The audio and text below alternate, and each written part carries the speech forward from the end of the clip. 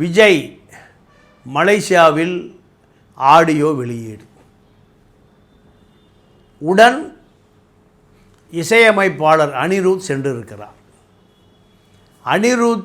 சென்றிருக்கிறார். அந்த படம் அங்கு பரபரப்பாக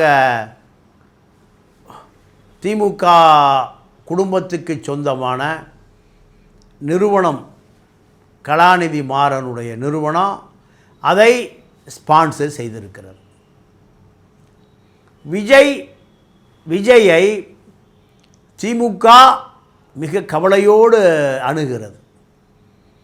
விஜய் அதிமுக கூட்டணி சேர்ந்துவிடக்கூடாது என்று கவலைப்படுகிறது திமுக.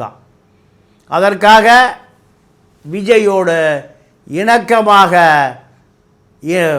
ஒரு பேச்சுவார்த்தை, இணக்கமான நடவடிக்கைகளை முன்னெடுப்பதற்கான முதல் கட்டம் மலேசியாவில் அனிருத்துடன் களமிறங்குகிறார். திமுக குடும்பத்துக்கு சொந்தமான ரெட் ஜாயிண்ட் இந்த நிகழ்ச்சியை ஒருங்கிணைக்கிறது. திமுகவை எதிர்க்க, திமுகவை அழிக்க துடிக்கிற விஜய்க்கு திமுக குடும்பத்தை சார்ந்த இந்த ரெட் ஜாயிண்ட் நிறுவனம் எப்படி அவரை அங்கீகரிக்கிறது?